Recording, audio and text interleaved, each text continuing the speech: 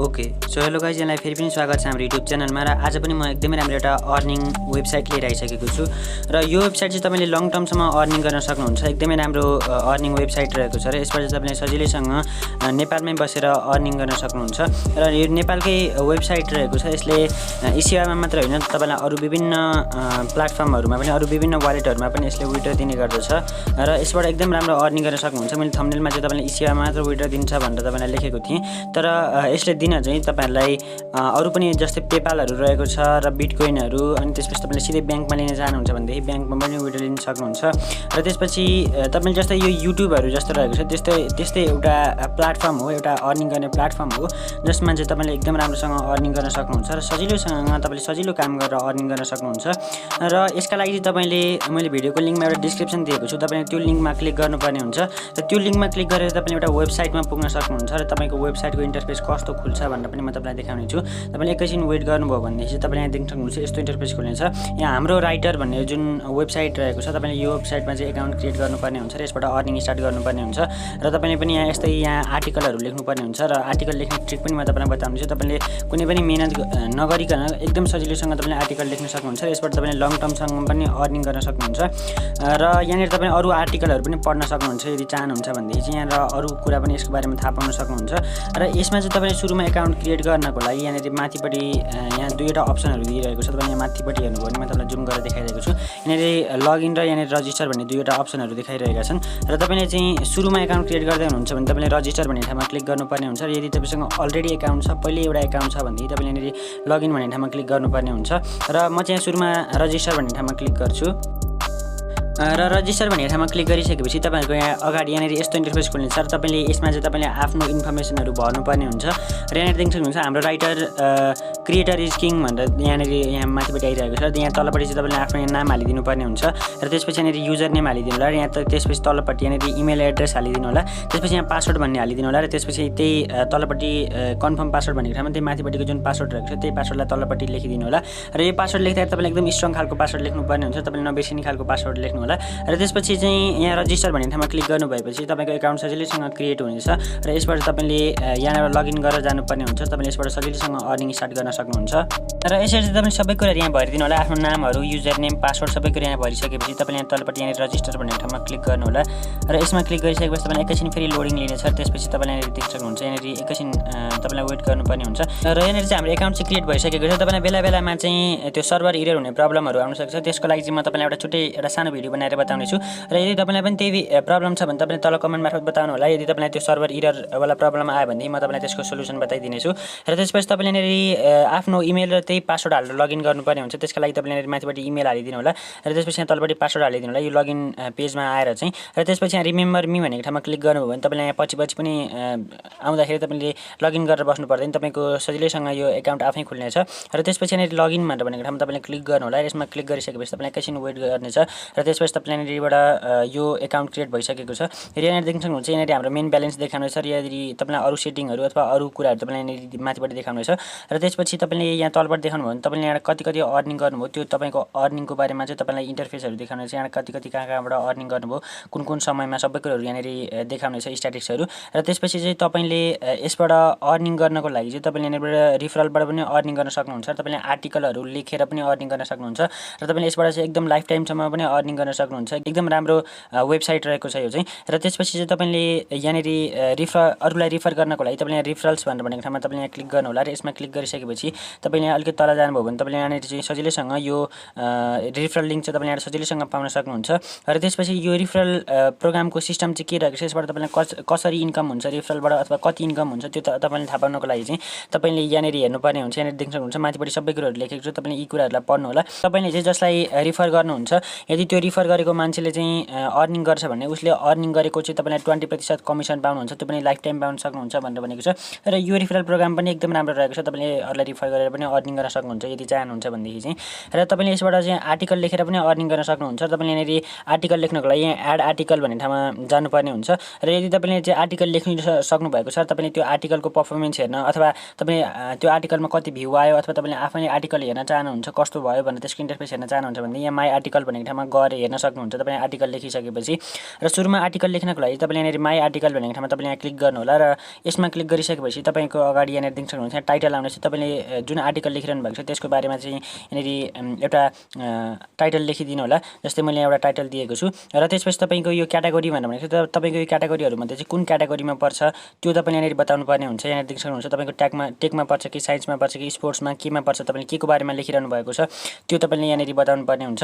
जस्तै टेकको बारेमा नै भनेर लेखौँ। त्यसपछि र समरी भनेको ठाउँमा चाहिँ तपाईँले यहाँनिर के एउटा छोटो खालको यो आर्टिकल के को बारेमा हो र तपाईँले के बारेमा बताउन खोजिरहनु भएको छ एउटा सानो ब्रिफमा चाहिँ तपाईँले यसको बारेमा यहाँनिर बताउनु पर्ने हुन्छ। र त्यसपछि अलिकति तल जानुभयो भने यहाँनिर तलपट्टि यहाँ कन्टेन्ट भन्ने आइरहेको छ देख्नुहुन्छ। कन्टेन्ट भनेको ठाउँमा चाहिँ तपाईँले यहाँनिर चाहिँ सजिलैसँग आर्टिकलहरू लेख्न सक्नुहुन्छ। र यसबाट तपाईँले यदि ल्यापटप अथवा कम्प्युटरबाट गर्नुहुन्छ भनेदेखि तपाईँलाई अझ स्मुथ इन्टरफेस आउनेछ। तपाईँले अझ राम्रोसँग यो आर्टिकल लेख्दा तपाईँलाई सजिलो हुनेछ। र यदि तपाईँसँग मोबाइल पिसीहरू ल्यापटपहरू छैन भनेदेखि चाहिँ तपाईँले मोबाइलबाट नै पनि यो आर्टिकलहरू लेखेर अर्निङ गर्न सक्नुहुन्छ। र यो आर्टिकल लेख्नको लागि चाहिँ तपाईँले जस्तै केही कुराहरू यहाँनिरबाट लेख्नुभयो भनेदेखि चाहिँ यहाँनिर जस्तै यसलाई चाहिँ तपाईँले बोल्ड लेटर बनाउन चाहनुहुन्छ भनेदेखि तपाईँले यसलाई पहिला सिलेक्ट गर्नु होला। त्यसपछि यहाँ बोल्ड लेखेको ठाउँमा क्लिक गर्नु होला। र यो बोल्ड हुने चाहिँ यहाँ देख्न सक्नुहुन्छ हाम्रो यो बोल्ड भइसकेको छ। र त्यसपछि तपाईँले यसलाई चाहिँ यदि मुनिपट्टि अन्डरलाइन दिन चाहनुहुन्छ भनेदेखि जस्तै केही कुरा लेखिसकेपछि जस्तै म तपाईँलाई अरू केही कुरा लेखेर देखाउँदैछु र जति तपाईँले लेख्नुहुन्छ त्यो मध्ये चाहिँ तपाईँलाई अलिकति मात्र यहाँनिर तलपट्टि लाइन दिन मन छ भनेदेखि तपाईँले लाइन यहाँ दिन सक्नुहुन्छ। अथवा तपाईँले यस्तो साइड छड्के बनाउन चाहनुहुन्छ भने त्यो छड्के पनि बनाउन सक्नुहुन्छ। यहाँनिर अन्डरलाइन दिन चाहनुहुन्छ भने यहाँ देख्न सक्नुहुन्छ अन्डरलाइन आइसकेको छ यति मात्र।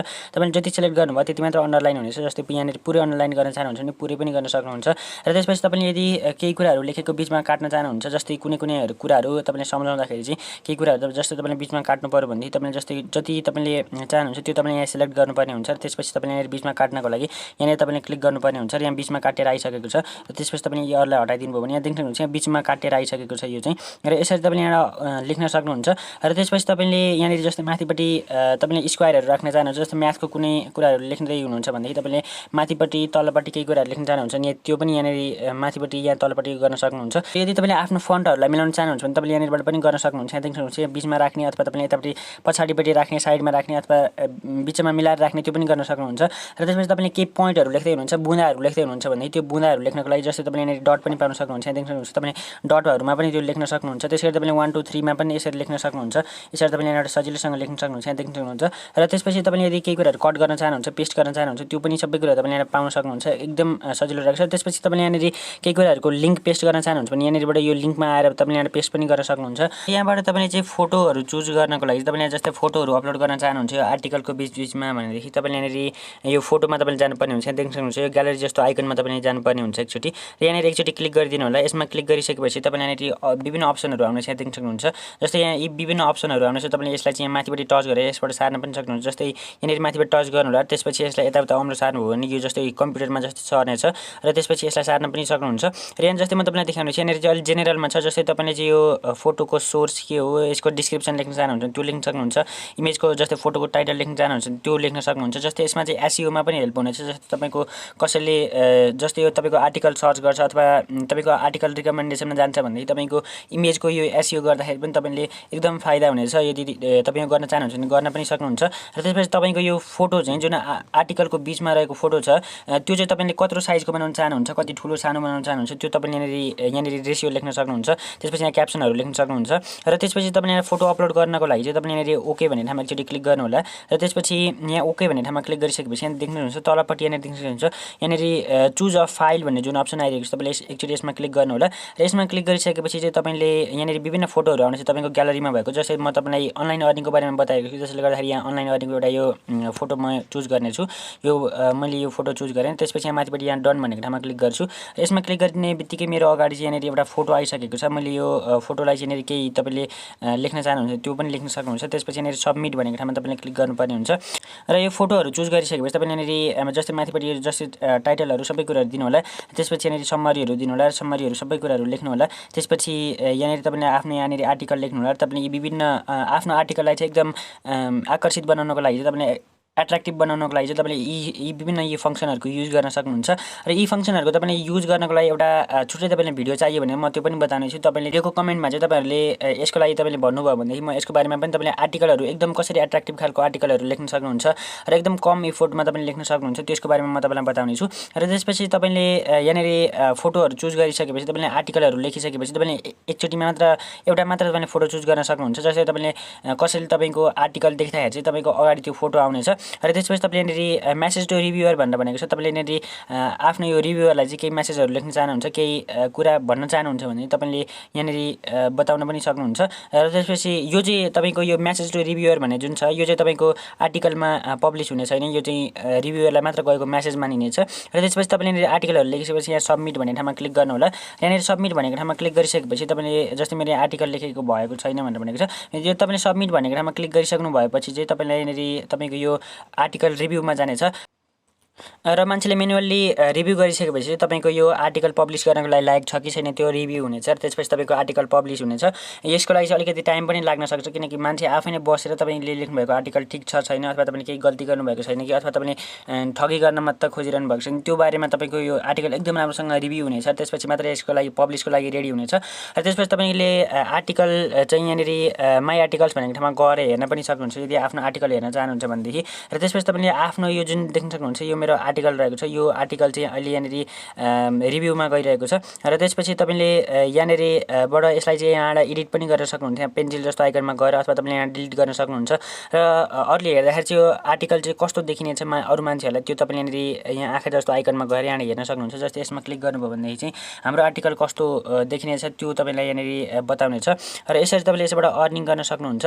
र यसबाट तपाईँको अर्निङ कसरी हुन्छ, आर्टिकल लेखेर अर्निङ कसरी हुन्छ भन्ने जान्न चाहनुहुन्छ भनेदेखि त्यो जुन तपाईँले आर्टिकल लेख्नु भएको छ त्यो आर्टिकलमा चाहिँ विभिन्न विज्ञापनहरू विभिन्न एडहरू पब्लिस हुनेछ र त्यो एडको तपाईँलाई रेभेन्यू जेनेरेट हुनेछ र त्यही एडको मात्र पैसा आउनेछ तपाईँलाई चाहिँ। यसरी चाहिँ तपाईँले यहाँ अर्निङ गर्न सक्नुहुन्छ र तपाईँले एकदम लाइफ टाइम अर्निङ गर्न सक्नुहुन्छ। यसमा चाहिँ तपाईँले लङ टर्मसँग पनि अर्निङ गर्न सक्नुहुन्छ र तपाईँले अरूको आर्टिकलहरू पनि पढ्न सक्नुहुन्छ। त्यसपछि तपाईँले आफूले जुन लेख्नुभएको आर्टिकल छ त्यो चाहिँ विभिन्न सोसियल मिडियाहरूमा फेसबुकहरूमा तपाईँले सेयर गर्न सक्नुहुन्छ, आफ्नो साथीहरूलाई हेर्न लाउन सक्नुहुन्छ, आफ्नो भ्युज बढाएर तपाईँले आफ्नो अर्निङ बढाउन सक्नुहुन्छ। र त्यसपछि तपाईँले यहाँ रिफरलबाट पनि आफ्नो अर्निङलाई बढाउन सक्नुहुन्छ। यस सम्बन्धी तपाईँलाई कुनै पनि अन्य डाउटहरू छन् भनेदेखि तपाईँले मलाई कमेन्ट मार्फत बताउन सक्नुहुन्छ। त्यसपछि तपाईँले यहाँ विड्र लिनको लागि चाहिँ यहाँ विड्र भन्ने जुन सेक्सन रहेको छ त्यसमा तपाईँले एकचोटि क्लिक गर्नुपर्ने हुन्छ। र यसमा क्लिक गरिसकेपछि तपाईँको चाहिँ यहाँ देख्न सक्नुहुन्छ मेरो यहाँनिर मेन ब्यालेन्समा 50 रुपिज एड भइसकेको छ। यो चाहिँ हामीलाई साइन अप बोनसको रूपमा प्राप्त हुन्छ।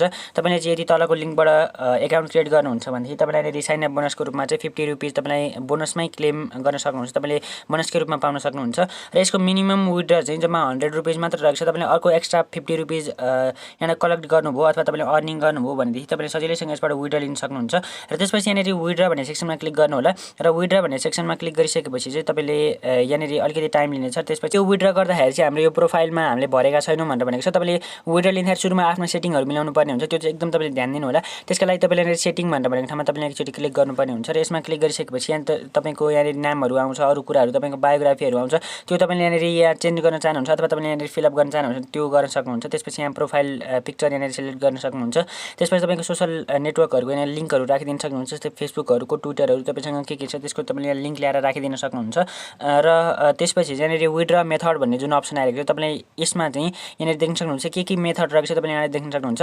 यहाँ चुज भनेको ठाउँमा तपाईँले एकचोटि क्लिक गर्नुभयो भने यहाँ देख्न सक्नुहुन्छ तपाईँले पेपालमा लिन सक्नुहुन्छ, स्ट्राइपमा लिन सक्नुहुन्छ, skill, eSewa, Paytm, bitcoin, bank तपाईँले यी अप्सनहरूमध्ये चाहिँ तपाईँले कुनै पनि अप्सनहरूमा तपाईँले सजिलैसँग विड्र लिन सक्नुहुन्छ। एकदम सजिलोसँग तपाईँले यसबाट विड्र लिन सक्नुहुन्छ।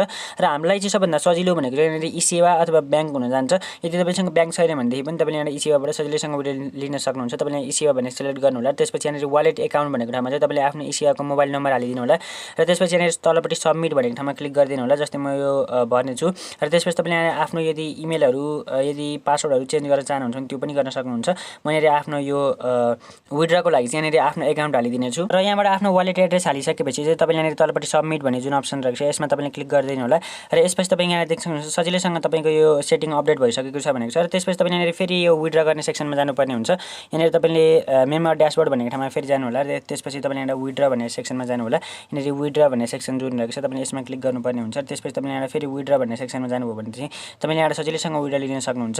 यहाँ चाहिँ हाम्रो यहाँ देख्न सक्नुहुन्छ मिनिमम विड्र जम्मा 100 रुपिज मात्र रहेको छ। यहाँनिर तपाईँले देख्न सक्नुहुन्छ। यहाँनिर बताएको छ 100 रुपिज हुने बित्तिकै तपाईँले यसबाट सजिलैसँग विड्रो लिन सक्नुहुन्छ।